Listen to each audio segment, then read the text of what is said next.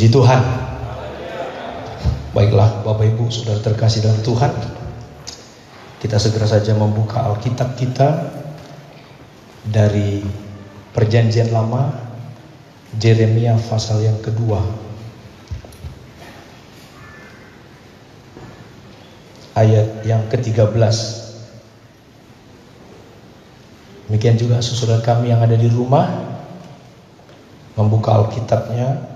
Saya akan membacakan dan kita akan memperhatikan sama-sama.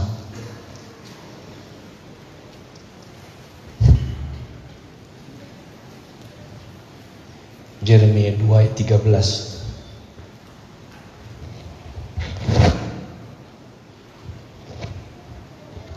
Saya akan membacakan demikian firman Tuhan. Sebab 2 kali umatku berbuat jahat. Mereka meninggalkan aku, sumber air yang hidup, untuk menggali kolam bagi mereka sendiri, yakni kolam yang bocor, yang tidak dapat menahan air. Saya baca sekali lagi. Sebab 2 kali umatku berbuat jahat. Mereka meninggalkan aku, sumber air yang hidup, untuk menggali kolam bagi mereka sendiri, yakni kolam yang bocor, yang tidak dapat menahan air. Puji Tuhan.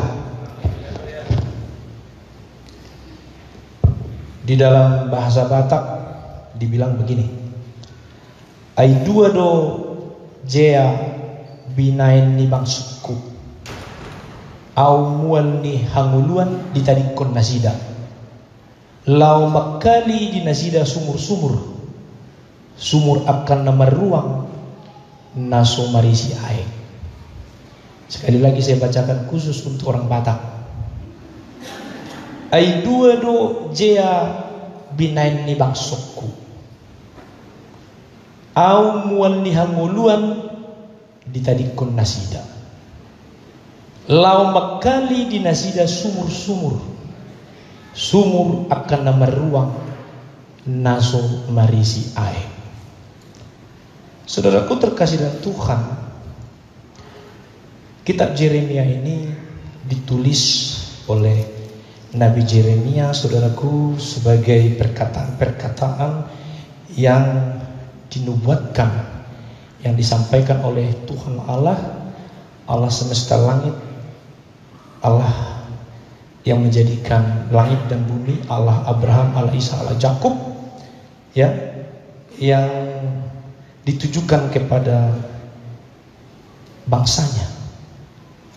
Dan firman Tuhan atau khotbah Yeremia ini bukan ditujukan kepada orang-orang yang tidak percaya.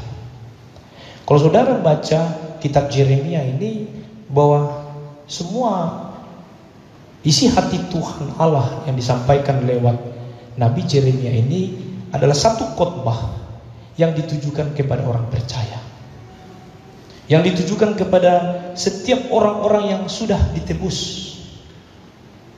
Sesungguhnya ya, orang Israel adalah umat pilihan Allah. Orang Israel, bangsa ini adalah bangsa yang menjadi kekasih hatinya, yang menjadi belahan jiwanya. Saudaraku terkasih dalam Tuhan, ya, setiap kali Allah mengenang kepada hubungannya dengan umatnya, setiap kali Tuhan Allah mencoba merefleksikan kembali bagaimana hubungannya dengan umatnya, dengan bangsa Israel, dengan umat tebusannya.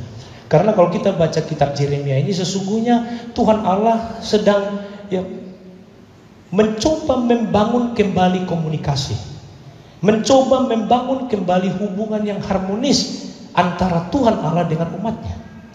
Karena hubungan rohani, saudaraku, itu bukan hubungan satu arah. Hubungan rohani, saudaraku, adalah satu hubungan timbal balik.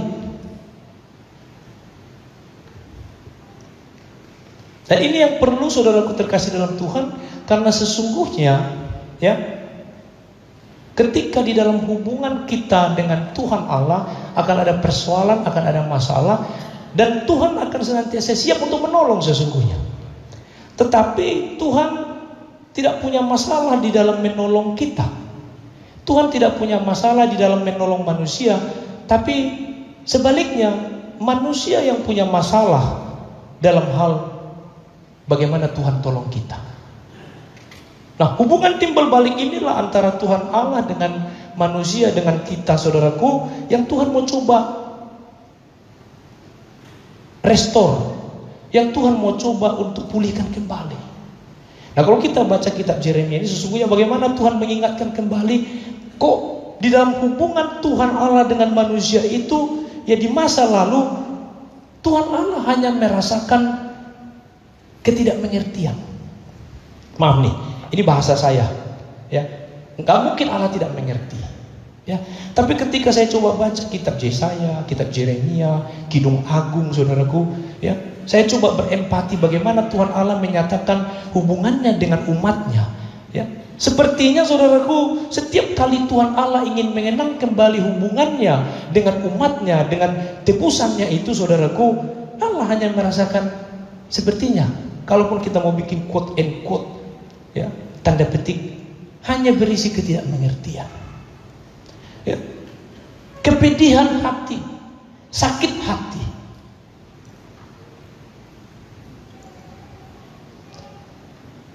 Kadang kita egois, saudaraku. Hubungan kita dengan Tuhan Allah, kita mau, saudaraku, hubungan yang baik. Tuhan Allah kita ingin, saudaraku, Tuhan Allah menyatakan kasih-Nya, menyatakan kerinduan itu membara kepada kita. Tapi kita sering lupa, saudaraku, Tuhan Allah juga membutuhkan respon yang baik. Dan umat GPI Kota Wisata, saudaraku, harus terus bisa memperhatikan ini, bahwa firman Tuhan harus disampaikan. Hubungan kita dengan Tuhan Allah bukan hubungan satu arah. Kita tidak hanya berharap Tuhan itu desire, Tuhan itu memiliki satu kerinduan yang menggebu-gebu terhadap kita, tapi kita tetap dingin. Kalau kita lihat Yeremia, ya, Yeremia pasal yang kedua ini, bagaimana kasih Tuhan Allah membara kepada kita. Kasih Tuhan Allah membara kepada umatnya. Nah, kalau kita baca coba dari Yeremia pasal yang kedua, saudara, pelan-pelan kita lihat, ya. Firman Tuhan datang kepadaku, bunyinya. Ini kepada Yeremia, ya. Ayat 1, ya. Ada ayat 2. Pergilah memberitahukan kepada penduduk Yerusalem dengan mengatakan, ini Tuhan Allah yang berkata kepada Nabi Yeremia. Pergilah, beritahukan kepada penduduk Yerusalem dengan mengatakan, beginilah firman Tuhan, aku teringat kepada kasih-Mu pada masa mudamu. Tuhan mengingat bagaimana kasih, bagaimana desire, hasrat, kerinduan orang Israel ketika baru kenal Tuhan. Ketika kita baru kenal Tuhan, ketika kita di dalam masa-masa kita memiliki hasrat melayani, saudaraku, datang maunya tiap hari ke gereja, melayani. Nah, Tuhan juga, saudaraku, sedang menyatakan ini kepada setiap kita umat Tuhan, jemaat GP Kota Wisata. Aku teringat kepada kasih-Mu pada waktu masih mudamu. Ketika hasratmu masih di situ, makan pun engkau ingin menaikkan simfoni lagu pujian. Ketika engkau tidur pun engkau mengingat aku. Bukan hanya ketika ada persoalan engkau berdoa kepadaku, tapi engkau terus menyatakan hasratmu itu, kerinduanmu itu di setiap saat, ya? Kepada cintamu pada waktu engkau menjadi pengantin. Bagaimana engkau mengikuti aku di padang gurun, di negeri yang tiada tetaburannya.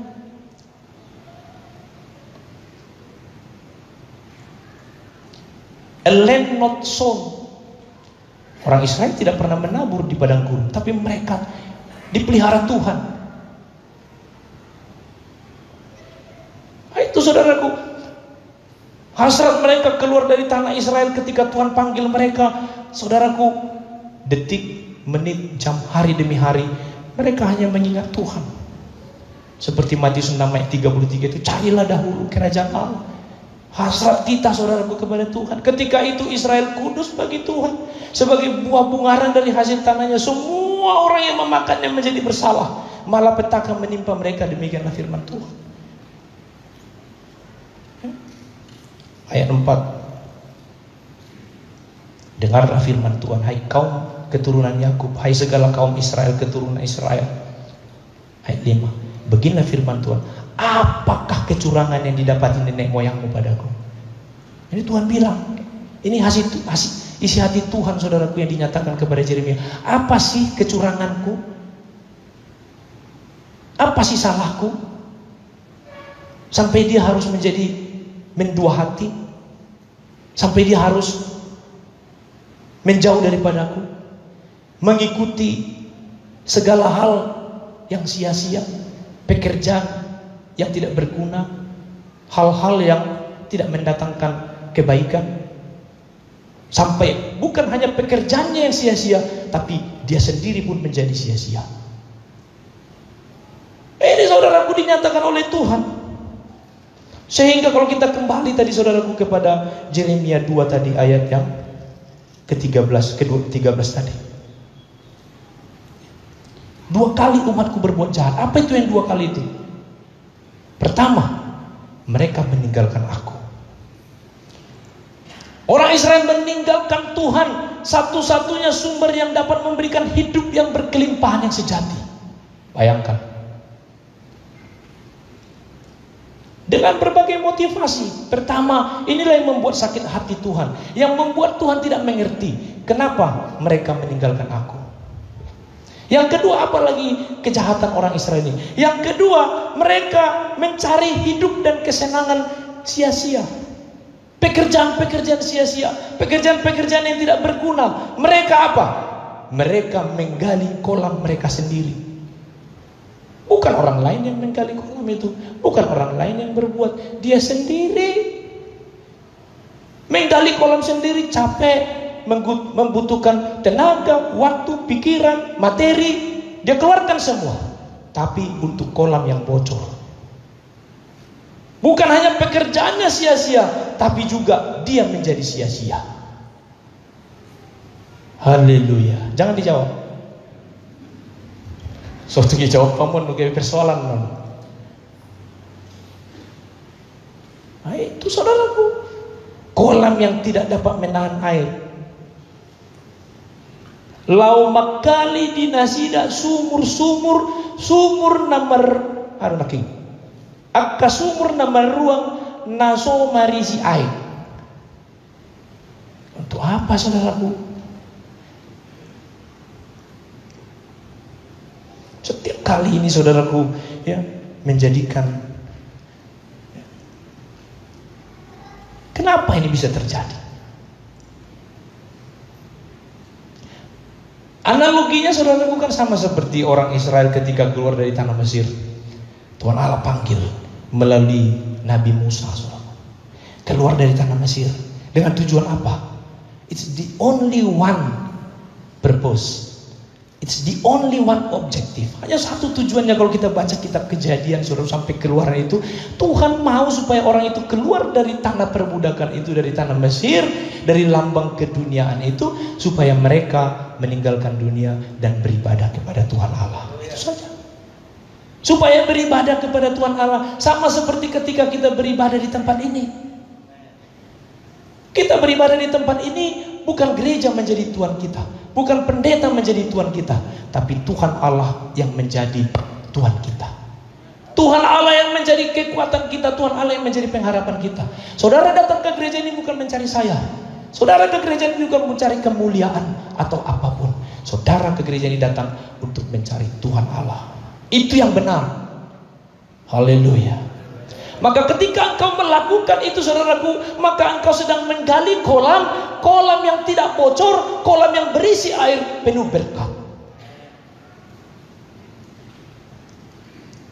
Kalau motivasi kita salah saudaraku, maka engkau sedang bekerja, sejak kapanpun engkau datang di gereja ini, engkau sedang menggali kolam-kolam yang bocor. Pekerjaan-pekerjaan sia-sia, Tapi siapapun engkau datang ke gereja ini, ketika hatimu menangis, aku mau datang Tuhan ke tempat ini, bukan secara kebetulan, tapi karena Roh Kudus yang bekerja hantarkan engkau duduk beribadah, melayani di tempat ini untuk mencari Tuhan Allah di dalam nama Yesus. Seperti apapun caranya, engkau sedang memberkati dan diberkati. Sehingga Tuhan tidak lagi, saudaraku, ketika mengenang hubungannya dengan saya, ketika Tuhan Allah mengenang hubungannya dengan engkau, dia tidak lagi berpikir, kenapa yang saya dapatkan hanya ketidakmengertian? Kenapa yang saya dapat hanya sakit hati? Kenapa yang saya dapat hanya kepedihan? Sehingga kita menjadi orang-orang yang munafik.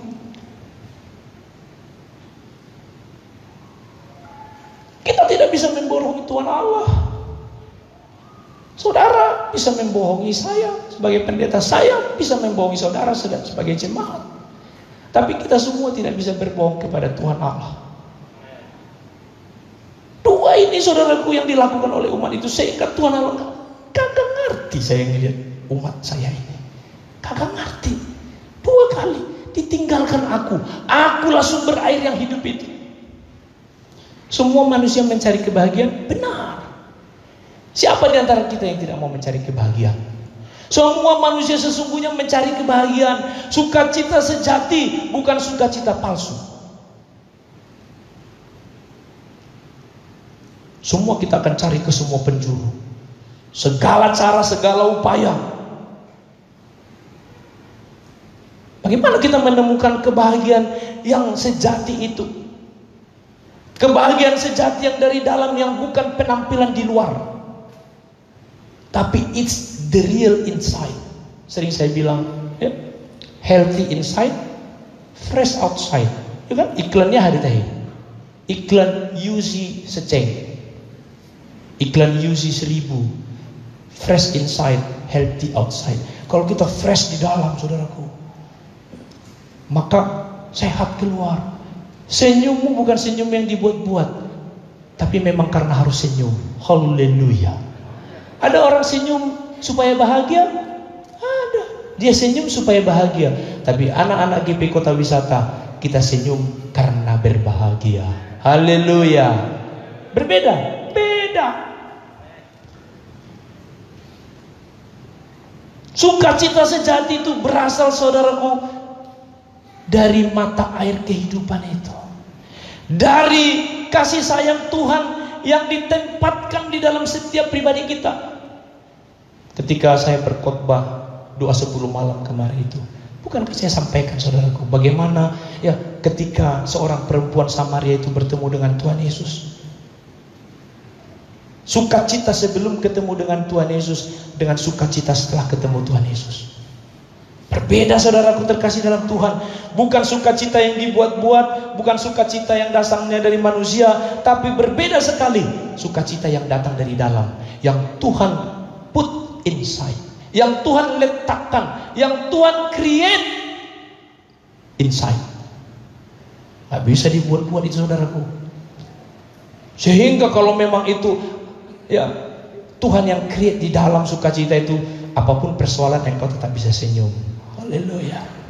Ya. Pak Lumban Gaul sudah datang? Mana Pak Lumban Gaul? Yang kemarin, minggu kemarin. Ya.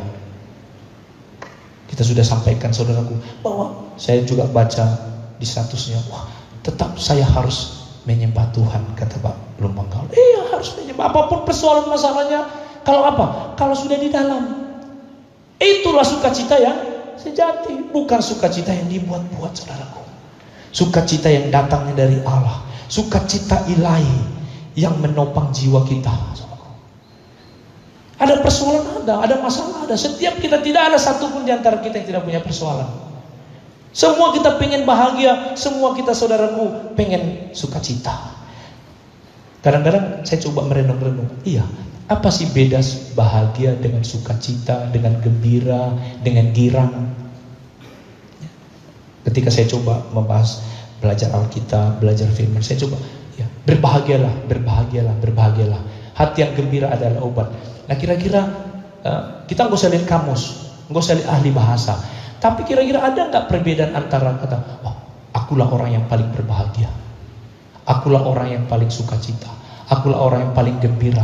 Akulah orang yang paling sukacita. Akulah orang paling senang. Akulah orang yang paling riang. Akulah orang yang paling riah. Kira-kira di mana bedanya? Di mana kira-kira sentuhannya? Ya, kita sama di dalam waktu dan ruangan ini. Tapi ada orang sekarang yang sedang membuka handphonenya, ya, melihat Facebook atau WhatsApp. Sekarang ada, ya. Sentuhannya dia dengan membaca WhatsAppnya itu dengan sentuhan yang sedang mendengar firman. Kira-kira beda nggak? Beda. Kadang ibarat handphone nih, nggak sakui. Datang 2 jam kok main handphone. Haleluya. Dengar firman, engkau pulang diberkati. Haleluya. Besok-besok handphonemu tambah berkat melalui handphone kepada kebahagiaan yang sukacita itu. Deto.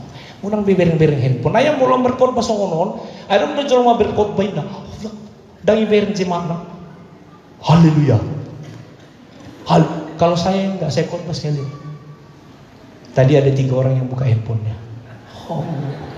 Begitu saya bilang, beda antara sukacita sentuhan orang yang buka handphone dengan dengar firman. Nah. Haleluya. Sukacita yang dari dalam, saudaraku. Saudara datang di tempat ini, Tuhan sedang create. Tuhan sedang ciptakan satu mata air kehidupan di dalam hidup kita, saudaraku, supaya kita sungguh-sungguh sukacita. Sehingga kita tidak lagi meninggalkan Tuhan, satu-satunya sumber yang dapat memberikan hidup yang berkelimpahan itu. Kekristenan menjadi satu hal yang mungkin mengecewakan harapan orang. Bukan mungkin, saudaraku. Kekristenan, ya, menjadi anak Pentakosta itu, saudaraku, ya, bisa menjadi satu hal yang mengecewakan harapan orang-orang yang mendua hati. Coba saya ulang lagi, salah nggak ya? Jadi kita menjadi Kristen, kita menjadi anak Pentakosta, ya, ini saudaraku bisa menjadi hal-hal yang mengecewakan bagi orang-orang yang mendua hati. Persoalan mendua hati ini persoalan krusial, saudaraku, persoalan penting di dalam kekristenan. Bukan hanya Alkitab yang bilang, ajaran sekular juga kan bilang jangan mendua hati, jangan ragu, jangan bimbang. Nah, kalau Alkitab katakan, saudaraku, di mana tuh? Yakobus 1:8 ya. Orang-orang yang mendua hati, orang-orang yang bimbang, orang yang ragu. Semuanya kita mau bahagia, semuanya kita mau sukacita, mau berbahagia itu tidak ada yang mendua hati. Saya yakin kita ada 300 orang di sini. 300-nya kalau dikasih pertanyaan siapa yang mau berbahagia, pasti kita semua angkat tangan. Tidak ada orang yang tidak mau berbahagia. Tapi persoalannya, saudaraku, kalau kita buka di dalam Yakobus 1:8, ya, dikatakan di sana, sebab orang yang mendua hati tidak akan tenang dalam hidupnya. Ya. Orang yang mendua hati tidak akan mendapatkan apa-apa. Gitu ya. Coba ada lanjutannya itu ya.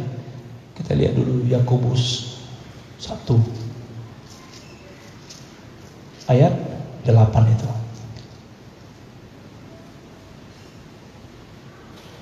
Sebelumnya ayat 7. Orang yang demikian, mulai ayat 6. Ya, hendaklah ia memintanya dalam iman, ya, sama sekali jangan bimbang. Nah, kalau kita renungkan ini, saudaraku, bahwa bisa kita bilang bahwa orang yang bimbang itu orang yang tidak beriman. Tetapi orang yang beriman bisa nggak bimbang? Tapi firman Tuhan katakan, hendaklah ia memintanya apapun yang kita mau minta, apapun yang desire yang kita mau supaya kita hidup berbahagia tadi. Ya, saudaraku, kan itu tadi persoalan bangsa Israel. Ketika dia dikeluarkan dari tanah Mesir, Tuhan mau mereka hanya beribadah, tapi mereka mendua hati, kan gitu. Tuhan lepaskan kita dari dosa kita, Tuhan selamatkan kita menjadi pengikut Kristus. Tujuannya apa? Untuk beribadah kepada Tuhan. Tapi di tengah jalan kita mendua hati, kan gitu. Ya. Kita harus minta di dalam iman, jangan bimbang, sebab orang yang bimbang sama dengan gelombang laut yang diombang-ambingkan kian kemari oleh angin. Bimbang, saya ke gereja enggak? Saya berdoa enggak? Ya. Mendua hati, sulit untuk menentukan keputusan. sulit untuk mengambil keputusan. Ayat 7. Ya, orang yang demikian janganlah yang mengira bahwa ia akan menerima sesuatu dari Tuhan. Jadi kalau ada orang yang mendua hati, ada orang yang ragu-ragu, perhatikan ini, tidak akan menerima apa-apa. Nah, waktu saya renungkan ini, apakah ketika orang beriman lalu dia bimbang ragu, ya benar-benar dia beriman? Nah, kalau dia bimbang ragu, kalau dia mendua hati, Tuhan tidak kasih, tidak akan dapat apa-apa. Nah, apakah memang Tuhan tidak memberikan apa-apa, atau karena Tuhan tidak meridhoi? Sehingga ketika dia berjuang, saudaraku, meminta pun tidak mendapat apa-apa karena mendua hati itu. Persoalannya di mana? Nah, saya lihat, saudaraku, persoalannya kepada satu masalah tadi, mendua hati. Tuhan tidak suka orang yang mendua hati.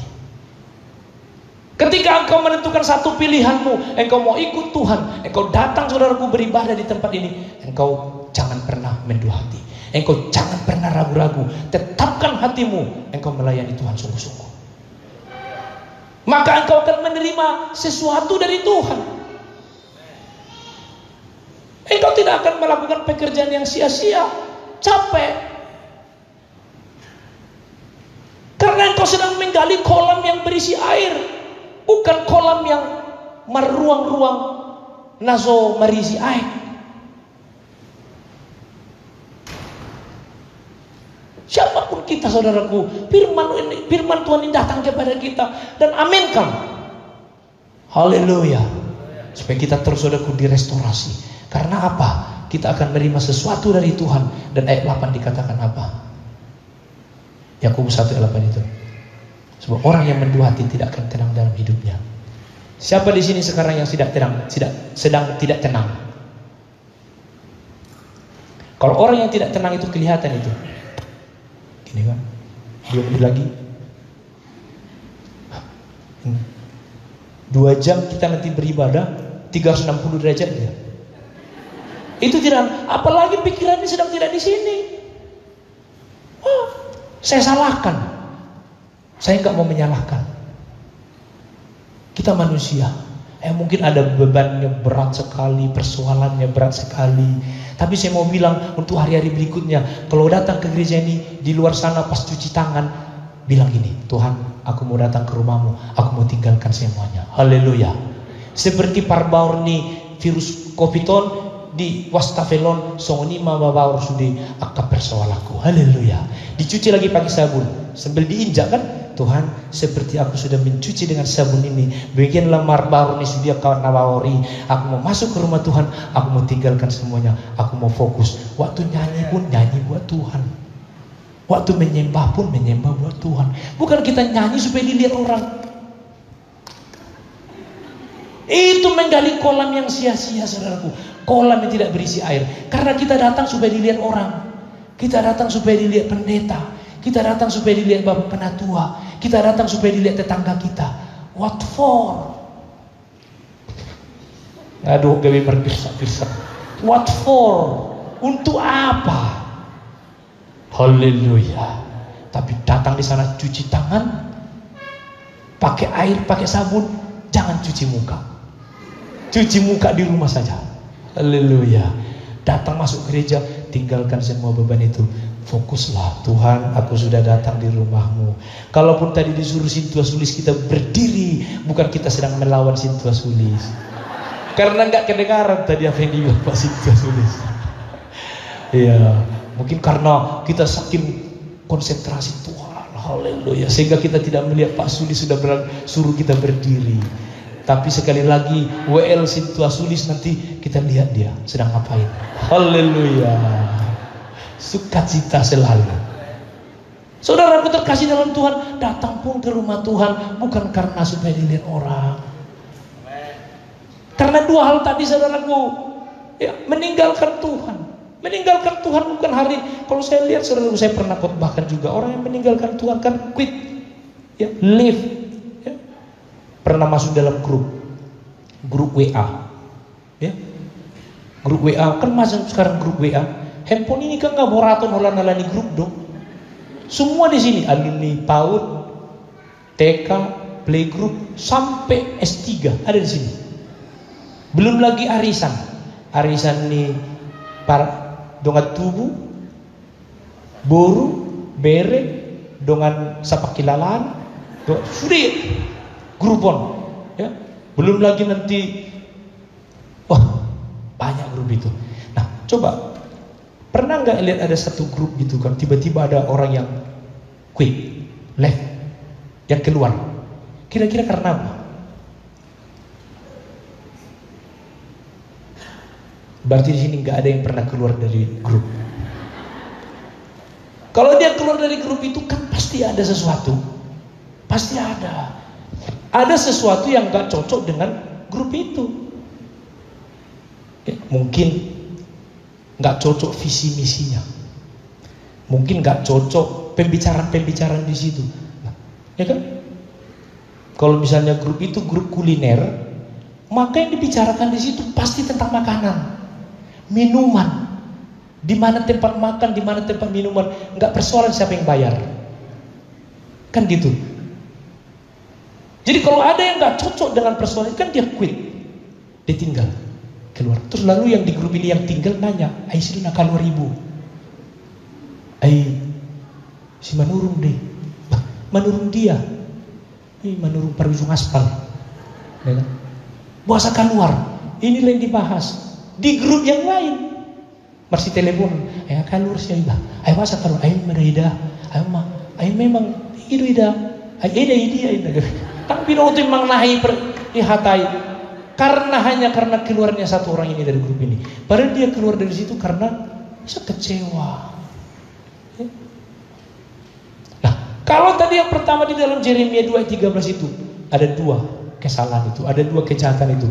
Orang yang tinggalkan Tuhan. Apa yang ada dalam pikiran kita? Meninggalkan Tuhan, satu-satunya sumber yang dapat memberikan air kehidupan yang sejati itu. Itu yang saya bilang tadi, sesungguhnya kita sedang mencari sukacita, mencari kebahagiaan yang sejati. Tapi saudaraku, akhirnya di dalam perjalanan kita dibelokkan, mendua hati, ragu, bimbang dengan keputusan yang sudah kita ambil ketika dikatakan oleh ayat Yeremia pasal kedua ayat 1, 2, 3, 4, 5 tadi. Tuhan bilang, "Aku ingat ketika engkau di masa mudamu, ketika di masa pengantinmu, ketika engkau memutuskan engkau beribadah sungguh-sungguh, ketika engkau memutuskan untuk melayani Tuhan, ketika engkau datang berdoa sungguh-sungguh, sukacitamu yang dulu itu di mana sekarang? Sehingga engkau harus meninggalkan aku. Sudah aku kasih tahu, akulah sumber air hidup yang sejati itu." Ketika seorang perempuan Samaria itu di dalam Yohanes 4 itu. Ya, coba kita lihat di dalam Yohanes 4. Dia mendapatkan sesuatu yang berbeda, saudaraku. Bukan sukacita yang palsu, bukan sukacita dunia. Ya. Apa dikatakan di dalam Yohanes 4?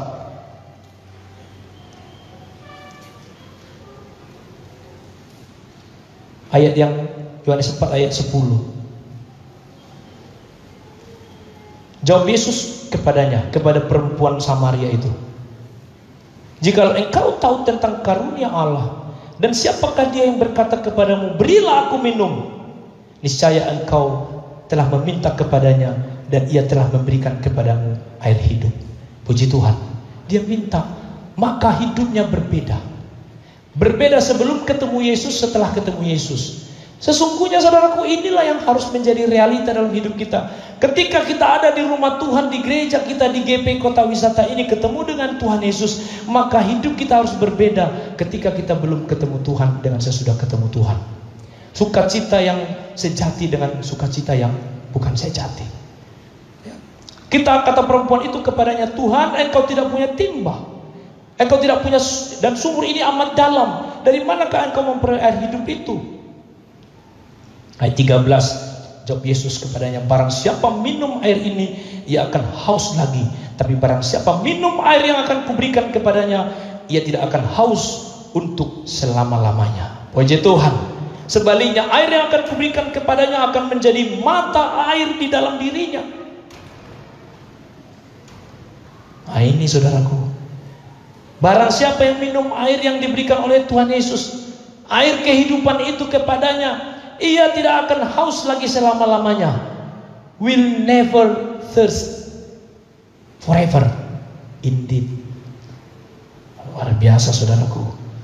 Selama-lamanya, yang akan terus-menerus memancar sampai kepada hidup yang kekal. A spring of water welling up to eternal life. Sehingga saudara, apapun persoalan itu yang akan terus marbulak-bulak, yang saya bilang. Tidak akan ada yang membuat kita ragu lagi, mendua hati lagi, saudaraku terkasih dalam Tuhan. Tidak akan meninggalkan Tuhan lagi.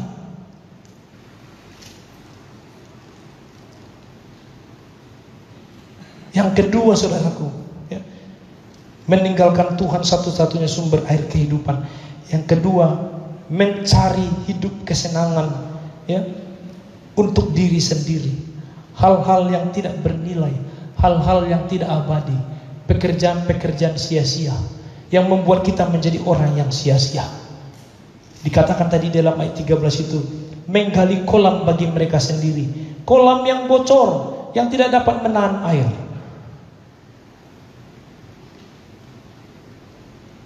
Bagaimana saudaraku, ya, kita bisa melihat sesungguhnya, ya, khotbah yang disampaikan oleh Yeremia ini, saudaraku terkasih dalam Tuhan, menjadi bagian daripada setiap kehidupan kita. Karena sesungguhnya, ya, kalaupun hal ini terjadi, kita pernah saudaraku, karena Yeremia ini disampaikan kepada orang-orang yang percaya, anak-anak Tuhan. Tapi kalau Tuhan melihat kita, saudaraku, dia mencoba merestorasi, dia coba memulihkan umat GP Kota Wisata yang tadinya meninggalkan Tuhan, yang tadinya menggali kolam-kolam yang bocor ini. Sesungguhnya Tuhan tidak akan biarkan itu berlalu begitu saja. Dia mengasihi umatnya Israel sampai 40 tahun berjalan di gurun pasir, kasutnya pun tidak pernah rusak. Haleluya. 40 tahun saudaraku. Siapa di antara kita yang pernah sepatunya bisa bertahan 40 tahun? Kasut mereka 40 tahun selama di gurun pasir. Saya tidak tahu apa saja yang mereka injak. Pasir, batu karang, kaktus, dan lain sebagainya. 40 tahun kasutnya tidak pernah rusak. Tuhan peliharakan hidupnya. Tuhan mengasihi mereka seperti saya katakan tadi. Bagaimana orang Israel ketika masa mudanya, desire-nya, hasratnya, kerinduannya sama Tuhan. Bukankah saudaraku ketika mereka baru keluar dari Mesir, mereka dilepaskan, sukacitanya itu saudara luar biasa. Mereka lihat mujizat saudaraku, air laut Teberau dibelah dua saudaraku, lalu mereka menyeberang, sukacita selalu. Lalu mereka melihat di belakang tentara Mesir saudaraku ditutup sama air ini, mereka sukacita sekali, luar biasa. Tapi mulai berjalan, ada persoalan masalah. Mereka mulai mendua hati, mereka mulai terhimpit persoalan-persoalan, mereka mulai saudaraku lupa Tuhan, mereka mulai saudaraku tinggalkan Tuhan, mereka mulai mencari kesenangan pribadi, mulai mencari kesenangan diri sendiri, mereka mulai menggali-gali kolam, kok enggak ketemu air, mereka menggali kolam, kok airnya tidak ada, kok kolamnya bocor, mereka menjadikan pekerjaan itu semua sia-sia dan menjadikan mereka juga sia-sia. Tapi apakah sampai berakhir di sini? Umat GP Kota Wisata Tuhan Allah kita adalah Tuhan Allah yang baik. Haleluya. Dia mengasihi saya, dia mengasihi saudara. Maka Tuhan minta, katakan ayo dari semua orang. Coba kita lihat Yesaya 55 saudaraku. Apa dikatakan Tuhan?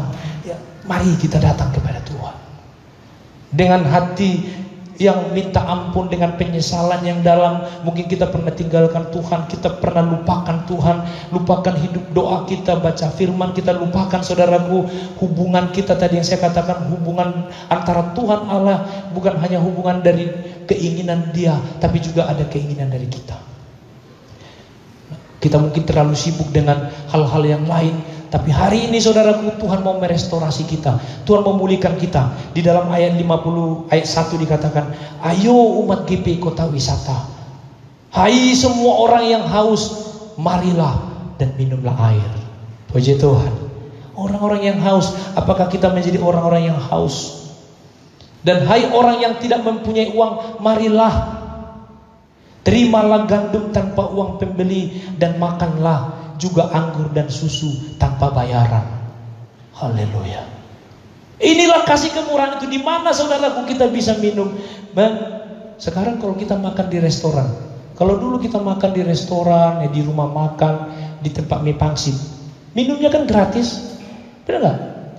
Dulu saya ingat waktu saya masih SD SMP, kalau kita makan mie pangsit, kita makan di rumah makan, minumnya itu gratis. Sudah disiapkan itu tetong, ada teh. Tetong itu teh tawar pahit, teh tawar nggak pakai gula, gratis itu, dikasih air putih. Kalau sekarang kalau kita minum tetong itu pun bayar 5.000. Mana ada yang gratis? Aquanya itu pun bayar. Aku udah pakai botol, nggak ada yang gratis. Makan ke rumah makan itu begitu duduk saudara udah bayar itu, belum datang makanan. Itulah sekarang. Tapi oleh kasih Allah, semua orang yang haus, mari makan minum. Yang tidak punya uang pun mari. Saudaraku, ini apa yang dikatakan oleh Tuhan Allah kepada orang Israel ini. Orang-orang yang telah meninggalkan Allah, orang-orang yang telah meninggalkan kebenarannya, sekarang diundang. Haleluya. Diundang oleh Tuhan Allah, saudaraku, untuk kembali kepadanya, untuk dikembalikan kepada persekutuan dengan Tuhan Allah, untuk kita dikembalikan kepada berkat-berkat Allah yang tidak pernah kita beli. Engkau bisa makan, engkau bisa minum, engkau tidak punya uang pun, terimalah gandum tanpa bayaran. Bukan hanya itu, anggur, susu, 4 sehat, 5 sempurna. Haleluya. Nama Tuhan, haleluya. Haleluya. Awak pun semangat kalau berkhotbah dibilang haleluya. Capek mempersiapkan ini. Wah, jemaat haleluya, haleluya. Plototi, haleluya, haleluya, Pak. Kita pun semangat. Itulah respon Tuhan Allah dengan umatnya, kan harus timbal balik. Kita berdoa, Tuhan balas. Kita minta, Tuhan kasih. Tuhan marah, kita marahi. Itu timbal balik. Songonas kodong respon. Udah tahu ini akana memperhatikan. Haleluya. Marah dalam arti bukan kita marah sama Tuhan, tapi Tuhan, aku sedang marah sama Tuhan, marah kasih. Kenapa kawan-kawan satu rumahku ini, kenapa adik ibuku, kenapa anak-anakku, kenapa tetanggaku ini masih begini Tuhan. Tuhan, nyatakan kasih-Mu, Kau pakai aku Tuhan, awas ya Tuhan ya, kalau Engkau tidak pakai aku. Benar gak? Bisa gak kita kayak gitu berdoa sama Tuhan? Ini Tuhan, tim musik kami ini Tuhan, aduh aku sedang marah ini Tuhan, malas-malas latihan Tuhan, kalau mereka gak latihan, awas Kau pakai aku Tuhan, untuk bisa nggak kira-kira gitu? Guru-guru sekolah minggu ini Tuhan. Nanti kita lanjutkan. Tuhan berikan saudaraku tanpa bayaran. Ya, haus rohani. Ya, Yesus sanggup memberikan air hidup. Kita akan minum daripadanya, tidak akan haus lagi selama-lamanya. Karena apa? Hari ini kita sudah mendengar firman. Firman itu diletakkan dalam hati kita, dan itu kita pelihara supaya itu terus menjadi mata air yang hidup, yang tidak pernah kering, sehingga kita menjadi berkat dan diberkati. Puji Tuhan. Kita juga saudaraku menjadi orang-orang bukan hanya yang lapar, yang haus rohani saudaraku, tapi kita menjadi orang-orang yang lapar rohani. Ketika kita mungkin tinggalkan Tuhan, ketika kita mungkin menggali banyak pekerjaan yang sia-sia, Tuhan undang kita kembali dalam persekutuan kita dengan Tuhan. Tuhan undang kita kembali saudaraku untuk datang kepada kebenarannya. Maka Tuhan bilang, engkau harus menjadi seorang yang haus rohani, engkau menjadi seorang yang lapar rohani, haus rohani saudaraku. Terus menantikan Tuhan. Tuhan akan berikan mata air kehidupan, sehingga kita tidak lagi pernah haus selama-lamanya. Tuhan akan berikan kepada kita satu sikap saudaraku, lapar rohani. Karena apa? Karena kita harus mencari Tuhan. Karena pada Tuhan Yesus ada makanan yang tidak kita kenal. Ya, kalau kita lihat saudaraku di dalam Yohanes 4 tadi itu ayat 32 tadi dikatakan, Yohanes 4 ayat 32, itu Tuhan bilang ketika kita ikut Tuhan, ya. Yohanes 4 ayat 32. Padaku ada makanan yang kau tidak kenal, kata Tuhan. Artinya kita harus mengenal Tuhan Yesus secara lebih dalam lagi. Kita menjadi seorang yang lapar rohani. Akan tetapi Yesus berkata kepada mereka, padaku ada makanan yang tidak kamu kenal. Nanti baca di rumah. Apa itu makanan yang tidak kita kenal itu?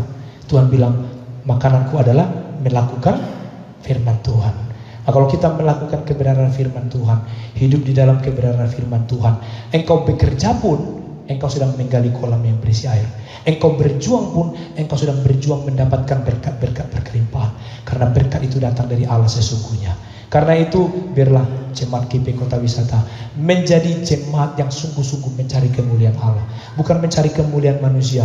Engkau datang ke tempat ini, engkau sedang haus rohani. Engkau datang ke tempat ini, engkau sedang lapar rohani.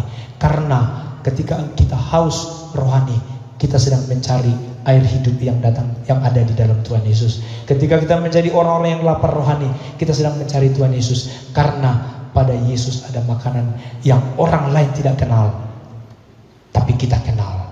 Haleluya. Saya dan saudara kenal Tuhan Yesus. Dapatkan kepada Dia makanan yang gratis, yang tidak berbayar, makanan yang bergizi, makanan yang sehat, makanan yang membuat kita hidup rohani kita kekal diselamatkan selama-lamanya. Puji Tuhan. Kita semua bangkit berdiri dan kita akan masuk di dalam doa.